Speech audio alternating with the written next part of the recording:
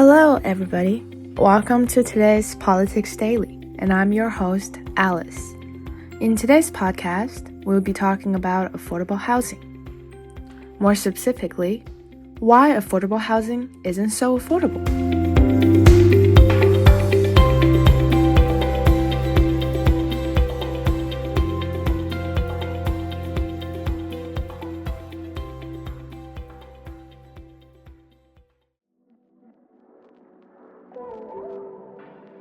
So, Alice, why is rent so expensive?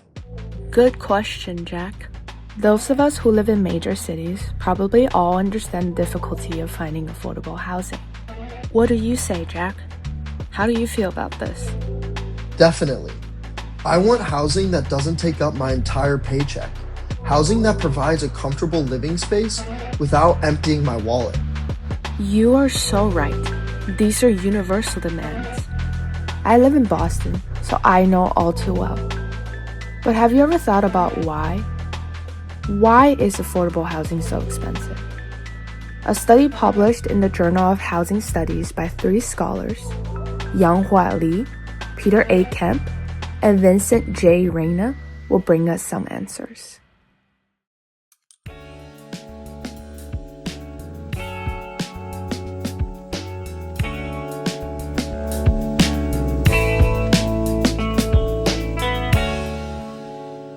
Housing affordability has been an issue all around the world, and this problem hits the low and middle-income households especially hard.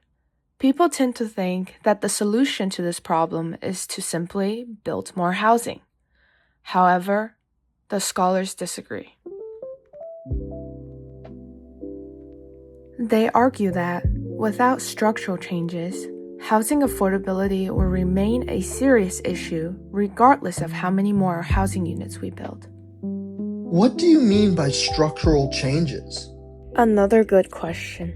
Let's backtrack.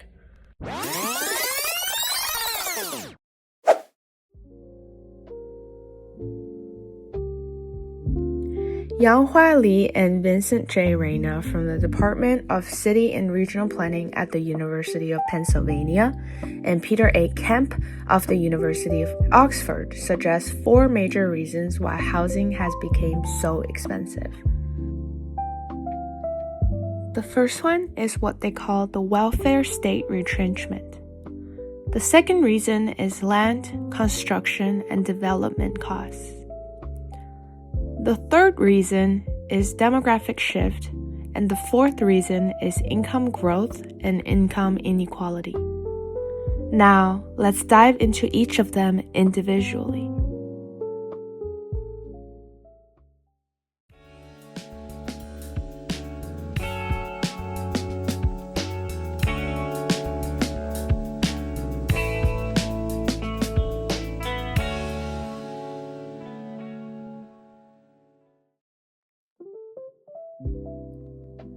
The first reason is what the scholars call the welfare state retrenchment, which simply means that the governments are spending less money on housing.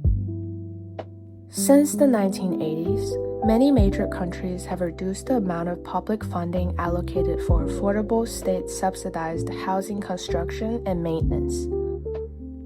When governments reduce housing funds, some of the most affordable housing disappear from the market. This forces low and middle-income households to rent from private landlords, who are free to set the rent however they like.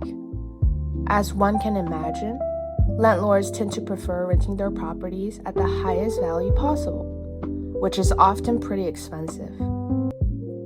Now, you may ask, where are the low and middle-income households supposed to live then? What houses are they supposed to rent? Or what houses can they afford to rent? This is exactly the problem of welfare state retrenchment. When governments take away their support for affordable housing development, most low and middle income households are forced to rent places they can barely afford.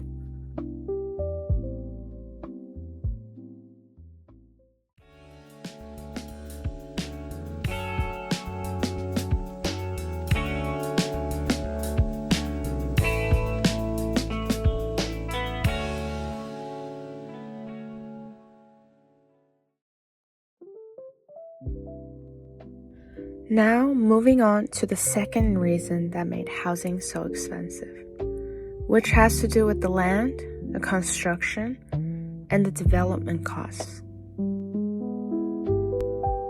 First, the land. In many cities, zoning laws require that each house have a minimum lot size, which generally ranges anywhere from 10,000 to 4,000 square feet. That's pretty huge. If every house is required by law to take up so much space, how many houses can we fit in a neighborhood? Not that many.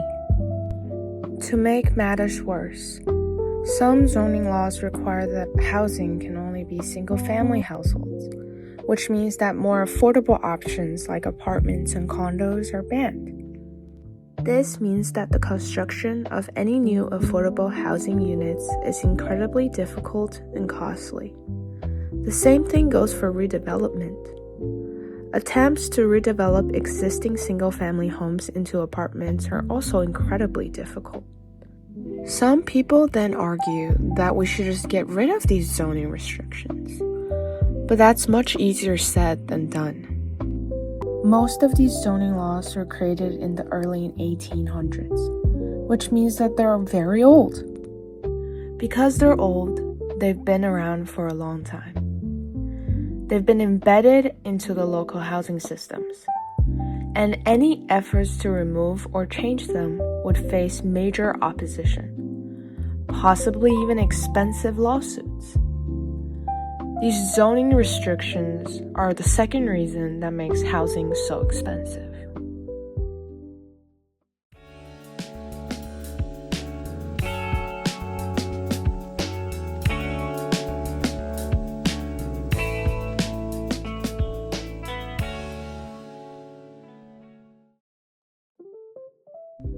Now moving on to the third reason, which is demographic shift.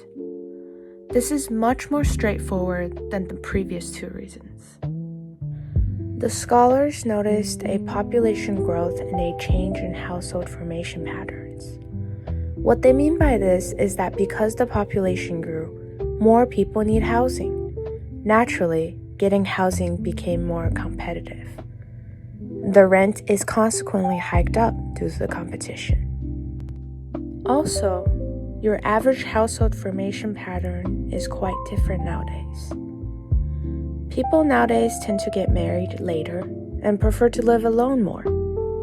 These two factors combined together increase the competition for housing, which consequently increase the prices of housing. These demographic shifts created strong competition in multiple areas, consequently putting pressure on housing markets and pushing rent higher.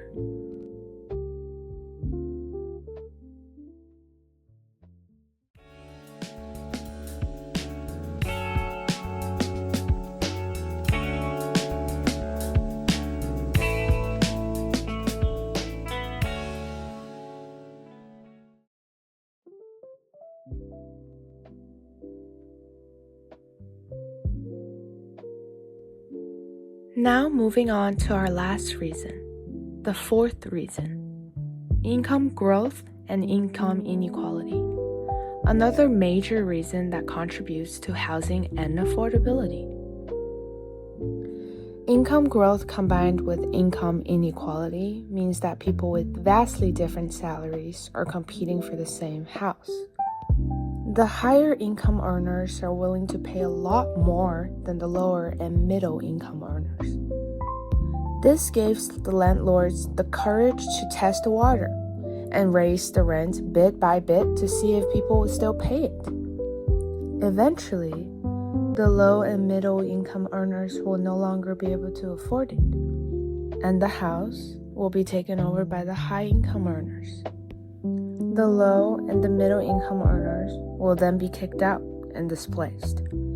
This is a direct consequence of income growth and income inequality.